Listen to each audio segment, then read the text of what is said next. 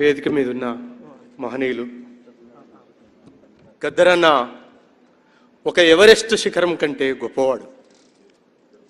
గద్దరన్నలాగా పాట పాడేవాళ్ళు ఈ ప్రపంచంలో చాలామంది ఉండవచ్చుగాక, గద్దరన్నలాగా నాట్యం చేసేవాళ్ళు కూడా చాలామంది ఉండవచ్చుగాక, కానీ గద్దరన్నలాగా కడుపులో తూటాలు పెట్టుకొని ప్రపంచం ప్రభుత్వాలతోటి కొట్లాడిన మహాయోధుడు గద్దరన్న.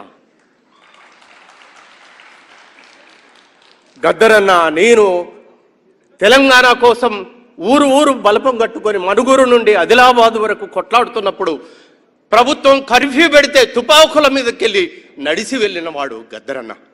అలాంటి తెలంగాణ రాష్ట్రం వచ్చిన తర్వాత గద్దరన్న నేను చూశాను చాలాసార్లు. ఆయన విప్లవం కోసం పాడినప్పుడు ఆయన మీద తూటాలు ఎక్కుపెట్టారు, గద్దరన్నని లాఠీలతోటి కొట్టారు, గద్దరన్నని జైల్లో పెట్టారు. చివరికి తను ఏ తెలంగాణ కావాలని కొట్లాడారో ఆ తెలంగాణ గవర్నమెంట్ గడి ముందు 3 గంటలు ఎర్రటెండల్లో నిలబడ్డాము, కానీ లోపలికి అవకాశం ఇవ్వని ఓ దుర్మార్గమైన వ్యవస్థను కూడా నేను కల్లార చూశాను. కానీ గద్దరన్న లాంటి మహా వ్యక్తికి చనిపోయినప్పుడు, శ్వాస వదిలినప్పుడు అక్కడ ఉన్నది ముగ్గురం.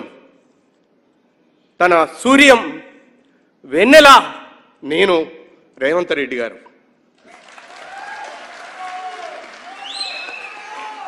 గద్దరన్నకు సముచిత స్థానం ఇవ్వాలని మేము అడిగినప్పుడు ఎల్బీ స్టేడియం గేట్లు బద్దలు కొట్టి ప్రజలందరూ దర్శించే విధంగా తీసుకొచ్చిన మహనీయుడు ఆయన.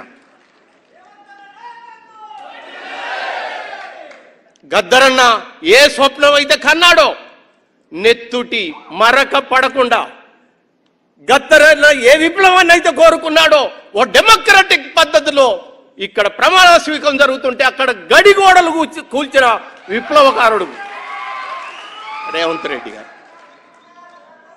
తన స్నేహితుల ఎడల ఎలా ఉంటాడో ఒక పగలు ఒక రాత్రి మొత్తం 4 వ్యక్తులు ఆ రోజు మొత్తం కూడా సూర్యంతో పాటు, వెన్నెలతోటి పాటు, జయరాజ్తోటి పాటు రేవంత్ రెడ్డి గారు, బట్టి విక్రమార్క, మధు యాష్కి గౌడ్ గారు పగలు లేదు రాత్రి లేదు 24 గంటలు మంచినీళ్లు కూడా తాగకుండా శ్వాస వదిలిన కానుంచి పాతి పెట్టేంత వరకు ఉన్న మహానుభావులు ఇక్కడ ఉన్నారు. అంటే నాకు ఆ రోజే అర్థమైంది, ఇలాంటి ఒక చాకు లాంటి ఓ డెమోక్రటిక్ వ్యక్తి ఈ రాష్ట్రానికి ముఖ్యమంత్రి అయితే మా కలలు స్వప్నిస్తాయని ఆ రోజే మేము కలలు కన్నాం. గద్దరన్న కలలు కన్నట్లే ఈరోజు ఏ కవికి కూడా, ఏ కళాకారుడికి కూడా ఒక ప్రజాయుద్ధ నౌకకు ఎలాంటి జన్మదిన వేడుకలు జరగాలనో అంత అత్యున్నతంగా జరుగుతున్న ఈ ఉత్సవాన్ని నిజంగా గద్దరన్న చూస్తే తన జన్మదినం ఎంత గొప్పగా ఉండేవాడు. అన్నా, నీ ఆశల కోసం నడుస్తాం, నీ పాటలై పాడుతాం, నీ ప్రశ్నలపై